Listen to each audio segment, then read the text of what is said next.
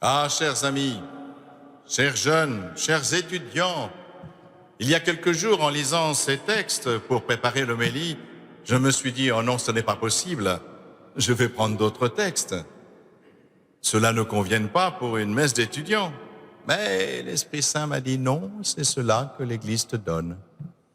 Alors je me suis mis à aller relire en priant. Aïe, aïe, aïe. La lettre de Saint Paul à son disciple Tite est particulièrement gratinée. Tout le monde y passe, les hommes âgés.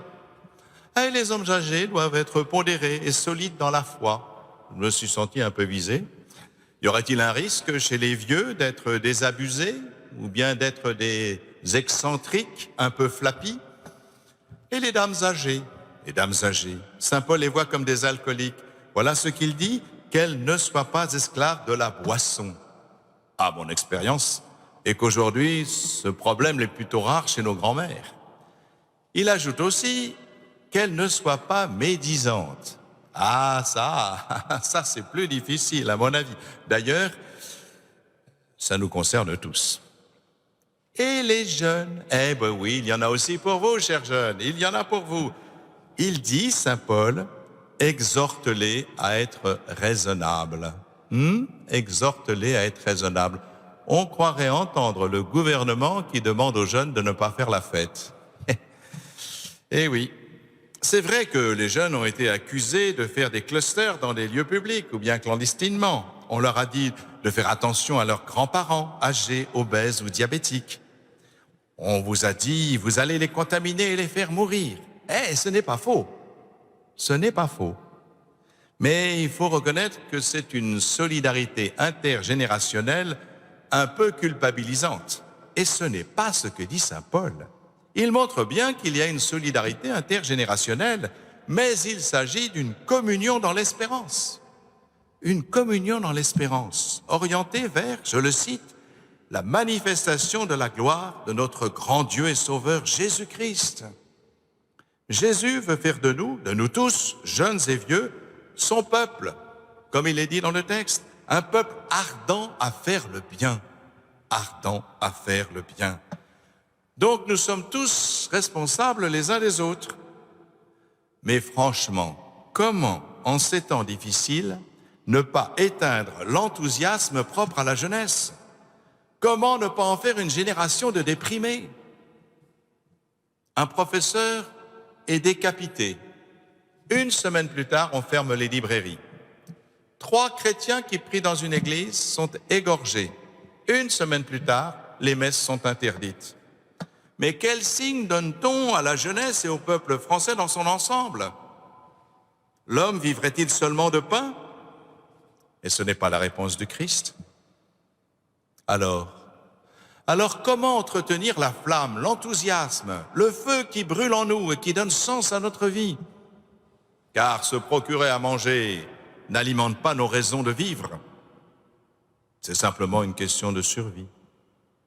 Et les jeunes, vous êtes faits pour reconstruire le monde, pour l'édifier, pour le rendre meilleur, pour rêver à un autrement. Cela s'est toujours passé ainsi. Moi aussi, j'ai été jeune. J'avais 17 ans en 1968, figurez-vous. Mais j'étais lycéen. Donc, nous, lycéens, on était quand même moins touchés que les étudiants, largement. Mais on entendait ce que disaient les étudiants. Cela voulait tout changer. Construire un nouveau monde, un monde libertaire, sans interdit. Le résultat, c'est qu'aujourd'hui, ils ont 75 ou 80 ans, ils sont devenus des bourgeois établis. Et leur rêve n'est plus qu'un vague idéal défraîchi qui ne touche plus personne.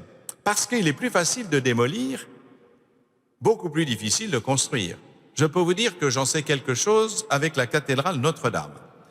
Et ces fameuses années 70, où de nombreux chrétiens étaient persuadés qu'ils allaient réformer l'Église de fond en comble et retrouver la fibre évangélique.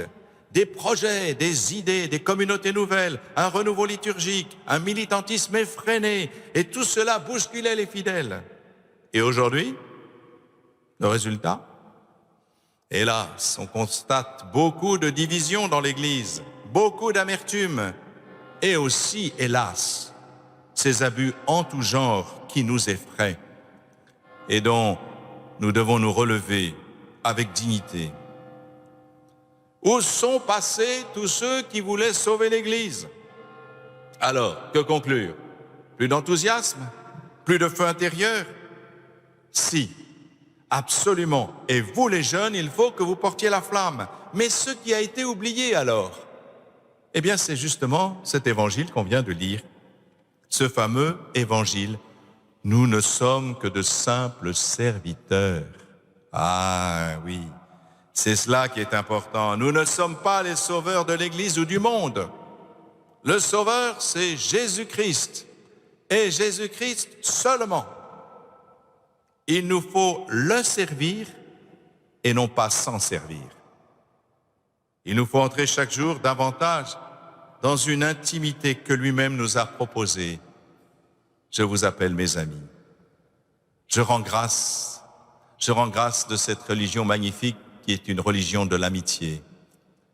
Vous voyez, bien sûr, nous sommes des serviteurs inutiles, mais parce que nous sommes amis du Seigneur, je ne vous appelle plus serviteurs, je vous appelle mes amis.